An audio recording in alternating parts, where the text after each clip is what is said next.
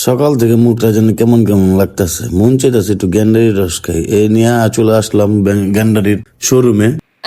তো আমি আর আমার বন্ধু গ্যান্ডারি খাওয়ার প্রস্তুতি নিতেছি।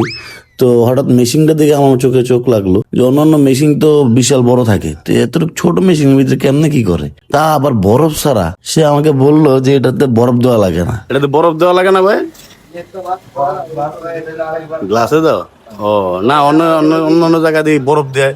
অন্যান্য জায়গায় বরফ জনকে দেয়, বরফের ভিতরে অন্যরকম কিছু যেন মিলানো থাকে। এরা তো ওটি 2 নাম্বার বানায় লাই, বেশি দিয়া বরফ দিয়া খালি পানি, হ্যাঁ মজা নাই। তোমরা একটু দেখা যায়, একটু উন্নত মানের দেখা যায়।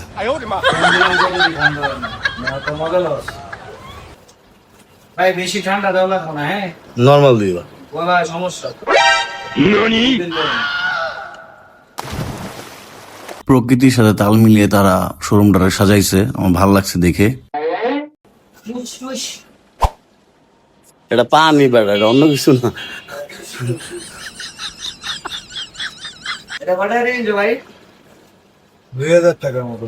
এটা বলতে এটা দিয়ে দাও তিয়া প্লাস্টিক এটা দিয়ে দাও ঠিক আছে। এটা বেশি পড়ছে না, মানে গোল্ডেন দেখা যায় হ্যাঁ কিন্তু তোর ওরকম না।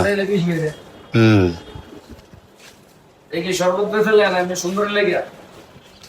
হ্যাঁ ওটা শরবতের লেগে। অনেকক্ষণ প্রক্রিয়ার মাধ্যমে আমাদের জুসটা রেডি হয়ে গেছে, যেটা হলো গ্যান্ডারির জুস। সে অলরেডি কাজ কমপ্লিট। এটা হলো তার দোকানের নাম, ও সরি শোরুমের নাম। আর ভিতরে খুব সুন্দর একটা প্লেস বসার, ফ্যামিলি নিয়ে আসে বসতে পারবেন। কিন্তু তারা আমাকে কোনো কিছু দেয় না, সেই জন্য তার দোকানে কোনো প্রমোট করলাম না। আর ভিতরের ইয়াটা দেখা যাচ্ছে পুরা রেস্টুরেন্টের মতো। তো আমরা ভাবছিলাম ফার্স্টে রেস্টুরেন্ট, এখন দেখি যে এটা শোরুমের মতো বানাইছে। যাই হোক, এখন খাবো, আপনারা দেখবেন। তো এটা হলো মেনু, কোনটা কত, জুসের দাম। আমার ভালো লাগছে, সবচেয়ে রেট কমায় দিছে, আবার ভালো অফার দিচ্ছে বর্তমানে, ছাড়। পানি তো, আর এই যে জুস খুব সুন্দর কালারটা আসছে। আর যদি বরফ দিত তাহলে পুরো পানি পানি লাগতো। আমার কাছে জিনিসটা খুব ভালো লাগছে, আপনাদেরও ভালো লাগবে। ধন্যবাদ।